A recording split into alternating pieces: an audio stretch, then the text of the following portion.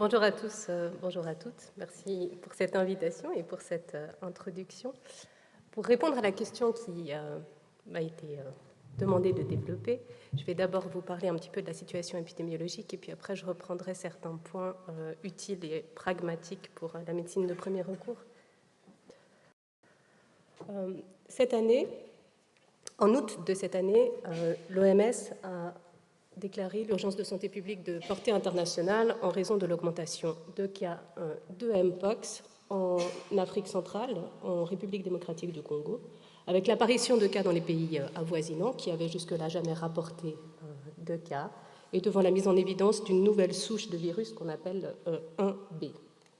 Cette urgence de santé publique, elle a pour but de pouvoir amener des moyens et de rassembler des partenaires pour pouvoir répondre à l'épidémie sur place qui sévit dans un endroit où il y a vraiment une difficulté d'accès aux soins, où il y a une difficulté d'accès au diagnostic et où il n'y a à peu près pas de mesures de prévention.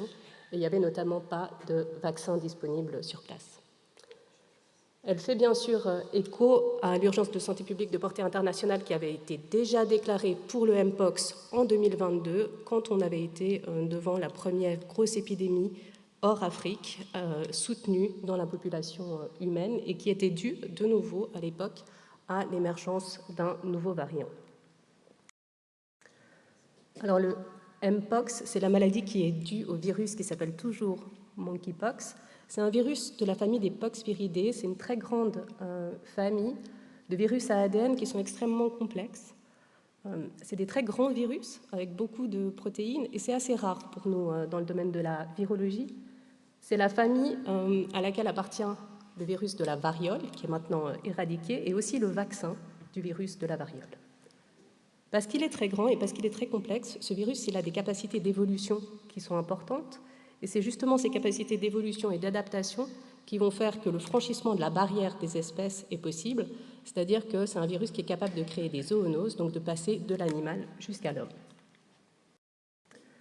Et ce qu'il faut comprendre de la situation actuelle liée au Mpox, c'est qu'il y a plusieurs épidémies qui sévissent dans le monde en ce moment, dues à des souches différentes, avec des modes de transmission qui sont aussi un peu différents, et donc qui représentent des niveaux de risque différents pour les populations.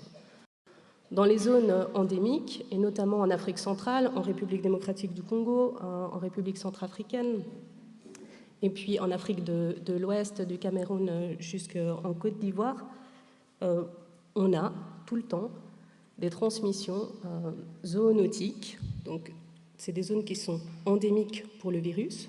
Le virus circule dans un réservoir qui est une population de rongeurs. Et il y a régulièrement des transmissions de l'animal jusqu'à l'homme. C'est connu.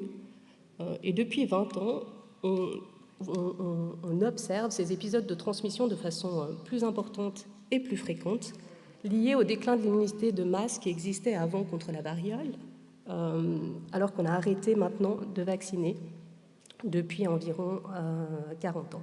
Donc les personnes de moins de 40 ans ne sont plus immunes contre la variole, et il y a une nouvelle niche écologique qui peut être remplie par un autre virus.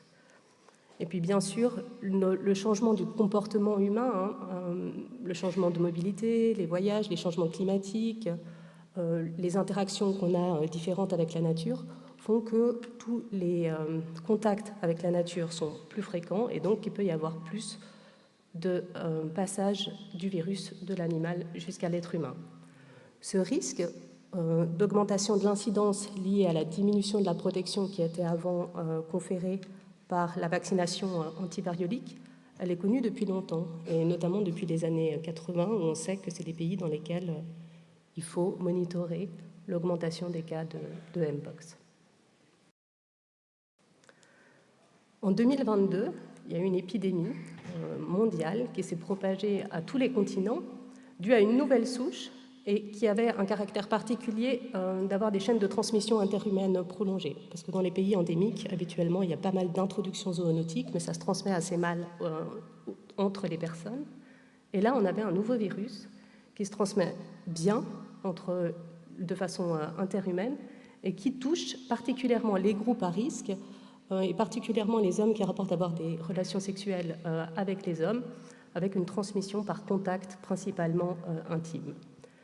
Il y a eu plus de 100 000 cas dans plus de 120 pays, mais une mortalité qui restait faible. Je pense qu'il y a 250 morts environ déclarées, mais par contre une morbidité assez importante, avec jusqu'à 10% des personnes qui nécessitaient une hospitalisation en raison des complications et principalement la douleur. Rétrospectivement, quand on regarde le virus, on s'aperçoit en fait que c'est un virus qui circulait déjà dans la population humaine depuis environ 5 ans, mais à très bas bruit et de façon un peu inaperçue, probablement dans des régions où il y a assez peu de surveillance. En Suisse, il y a eu environ 600 cas, et c'est un virus qui continue de circuler. L'épidémie, elle est contrôlée, donc il n'y a plus d'expansion majeure de ce clade, mais par contre, on a encore des patients qui sont infectés régulièrement, y compris en Suisse, où il y a eu une dizaine de cas déclarés dans les 3 derniers mois. Ce qui se passe maintenant, cette année, c'est que dans l'est de la République démocratique du Congo, il y a une nouvelle souche qui est mise en évidence, qui elle aussi se transmet extrêmement bien de façon interhumaine. Et ça, à nouveau, c'est quelque chose de nouveau. Elle vient du monde animal, il y a eu une première transmission zoonotique, et maintenant elle se transmet d'homme à homme. On sait, avec les données épidémiologiques qu'on a, qu'il y a eu une expansion de ce virus par contact intime et sexuel, et notamment avec les réseaux de travailleurs du sexe. Et maintenant, on est dans une situation un petit peu différente où le virus est vraiment rentré à l'intérieur des foyers, et parce que les conditions de vie sont extrêmement différentes en Afrique de l'Est que chez nous, avec des foyers dans lesquels plusieurs personnes dorment par exemple dans le même lit. Il y a environ une dizaine de personnes qui vivent dans 2 pièces en moyenne, des lits qui sont partagés par 3 ou 4 personnes dans le même foyer. Il y a une facilité de transmission à l'intérieur du même foyer, et on voit que le virus il redescend dans la population, notamment chez les enfants, et on a une très forte proportion, environ 30% d'enfants qui sont touchés. Elle fait assez peu de bruit, cette épidémie, mais elle est extrêmement active. Là, dans les 2 dernières semaines, il y a eu plus de 10 000 cas suspects. Il y en a assez peu qui sont confirmés parce qu'il y a une grande difficulté d'accès aux moyens diagnostiques. On entend beaucoup plus parler des cas qui sont diagnostiqués hors Afrique, et notamment en Europe, en Suède ou récemment en Angleterre. Mais c'est une épidémie qui est extrêmement active en ce moment et pas du tout contrôlée en Afrique de l'Est. On peut évaluer l'expansion d'une épidémie avec les données épidémiologiques, mais aussi maintenant avec les données virologiques. Et on voit en fait, avec les analyses phylogénétiques qu'on a, qu'en République démocratique du Congo, il y a vraiment 2 modes de transmission différents, avec 2 variants distincts. Dans les zones rurales reculées, principalement dans le centre de la République démocratique du Congo, on voit assez clairement qu'il y a de multiples introductions zoonotiques qui font assez peu de cas secondaires. Et puis, dans l'est de la RDC, cette énorme épidémie qui s'étend et dont on peut voir, en fait, quand on regarde le génome du virus, les traces des transmissions interhumaines successives. Donc vous avez compris que le Mpox, c'était une zoonose, mais c'est une maladie émergente qui maintenant devient une maladie à transmission interhumaine. Et la transmission de personne à personne, que ce soit celle qui est due au clade 2B et qui touche principalement les groupes à risque ou en Afrique de l'Est, elle se fait vraiment par contact physique étroit, qu'il soit sexuel ou qu'il ne soit pas sexuel. Et en principe, c'est le contact avec les lésions ou les fluides infectés, souvent les pustules, les croûtes. Oui, il y a du virus à l'intérieur de la salive et on peut avoir certaines transmissions, notamment chez les personnes qui ont des énormes lésions oropharyngées, mais il n'y a pas une quantité très importante. Et on sait aussi qu'on peut avoir des transmissions avec ce qu'on appelle les fomites, donc les objets ou la literie, les vêtements qui sont contaminés. On a à l'heure actuelle pas d'arguments épidémiologiques qui sous-tendent qu'il y ait une transmission à large échelle par voie respiratoire. La contagiosité, elle a lieu depuis l'apparition des prodromes jusqu'à ce que les croûtes soient tombées.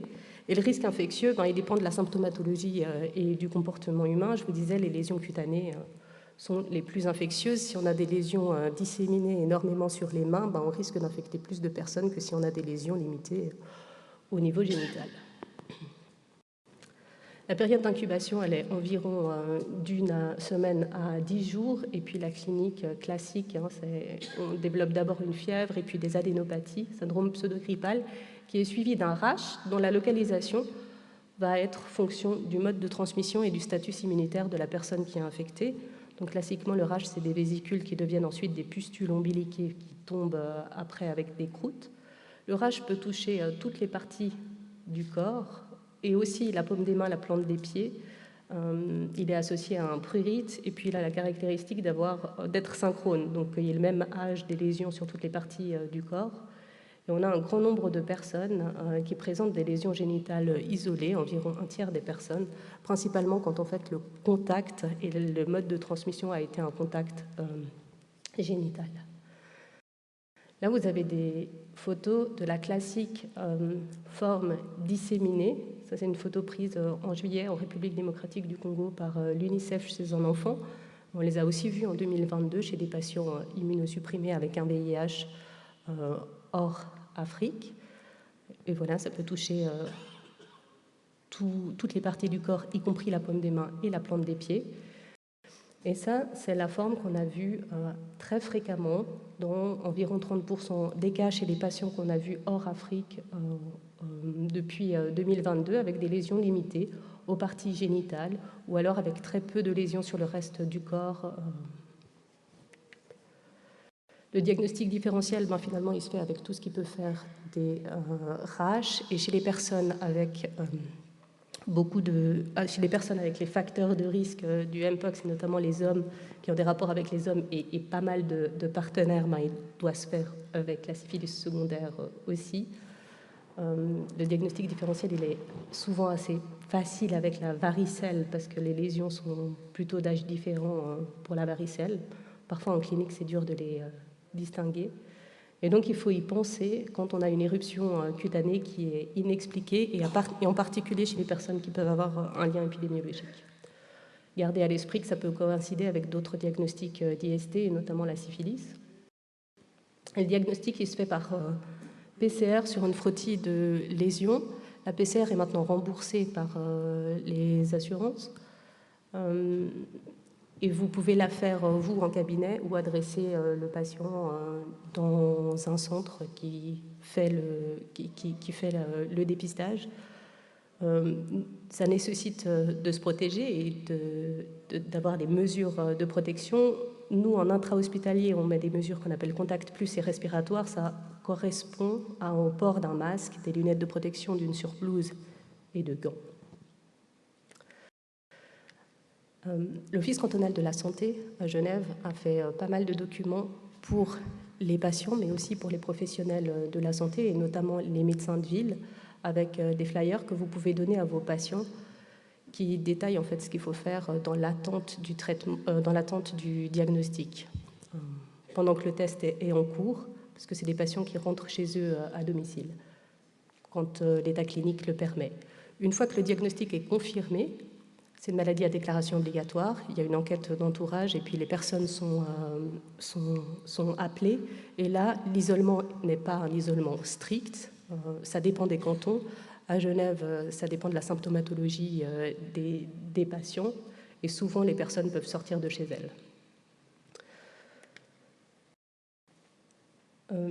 L'évolution, elle est souvent assez limitée. Donc c'est une maladie qui est habituellement assez limitée, résolutive en 2-3 semaines avec un traitement symptomatique. Mais je vous disais, il y a quand même environ 10% des personnes qui nécessitaient une hospitalisation, notamment en raison de douleurs ou de surinfection. Et c'est principalement les enfants qui font des maladies plutôt disséminées. On n'en a pas vu ici hors Afrique. On a vu principalement des immunosupprimés et notamment des personnes qui vivaient avec un VIH. Rarement, on peut avoir des encéphalites et des pneumonies qui mènent au décès chez les personnes immunosupprimées. Chez les femmes enceintes, on peut avoir des morts fœtales in utero. Et un des autres gros problèmes, c'est que c'est un virus qui laisse ensuite des cicatrices après les lésions cutanées. On a un traitement antiviral qui est le Tecovirimat, qui n'est pas licencié en Suisse, qui est accessible selon les indications de la Société suisse d'infectiologie dans les centres universitaires et qu'on peut proposer aux personnes qui ont une éruption vraiment complètement disséminée, mais dont l'efficacité reste encore à prouver. Une première étude en République démocratique du Congo n'a pas retrouvé d'impact, enfin, n'a pas retrouvé de bénéfices sur la durée de la symptomatologie. Il existe par contre un vaccin qui est licencié en Suisse, qui est un vaccin vivant atténué et qui est dérivé du virus de la vaccine, donc c'est un dérivé d'un poxvirus. Il se donne en 2 doses à 1 mois d'intervalle et il peut être donné aux patients immunosupprimés puisque c'est un vaccin vivant non réplicatif. Son efficacité en prévention, elle est entre 70 et 80% selon les études. En tout cas, pendant 1 an, on ne sait pas exactement quelle est la durée de son efficacité. Et il est indiqué en Suisse pour les personnes à risque, notamment les hommes qui ont des relations sexuelles avec des hommes, les personnes trans avec de nombreux partenaires sexuels. Une grande partie de cette population est vaccinée maintenant en Suisse. Et puis c'est indiqué aussi pour le personnel de laboratoire, des travailleurs internationaux qui vont aller en zone endémique, mais surtout en post-exposition chez les personnes qui ont pu être exposées soit dans leur vie professionnelle, soit dans leur vie privée. Donc finalement, le risque dépend de où on est. Le risque d'attraper cette maladie, il est finalement extrêmement important et élevé si on est dans l'est de la République démocratique du Congo ou dans les pays avoisinants. Dans les zones endémiques, il est toujours considéré comme modéré, comme il l'a toujours été. Mais par contre, dans le reste du monde, il est considéré comme étant extrêmement faible pour la population générale. Les groupes à risque restant les plus à risque d'attraper cette maladie, et chez eux, le risque reste modéré à élevé, et c'est pour ça que la vaccination leur est proposée. Comme pour tout virus réémergent, on a toujours des questions en suspens, et notamment l'évolution de l'épidémie en Afrique subsaharienne, qui est vraiment très loin d'être contrôlée malgré 3 mois en fait, d'urgence de santé publique déclarée. On a toujours des moyens insuffisants sur place. Si vous voulez en savoir plus, on a eu l'intervention d'un médecin responsable du centre de traitement à notre dernier colloque du Centre des maladies virales émergentes des HUG, c'est disponible en ligne.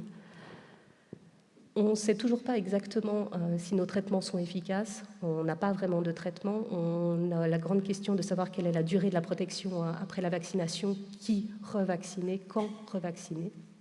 On a clairement un virus qui a trouvé une nouvelle niche écologique, secondairement à la disparition de l'immunité conférée par la vaccination antivariolique, mais qui pour le moment se transmet toujours de façon assez difficile. Enfin, la transmission, elle est vraiment encore limitée et ça se fait par contact. Mais voilà, c'est un virus qui a des capacités d'adaptation importantes et en fait, on a besoin d'avoir encore des données épidémiologiques et des données virologiques pour comprendre comment il va évoluer et pour savoir quel sera le risque dans les prochains temps. Il y aura toute une session sur les poxvirus si vous êtes intéressé à notre prochain symposium du Centre des maladies virales émergentes. Je vous ai mis ici aussi le lien pour notre site internet où il y a pas mal d'informations. On a travaillé avec l'Office cantonal de la santé à Genève et je réponds volontiers à vos questions si vous en avez.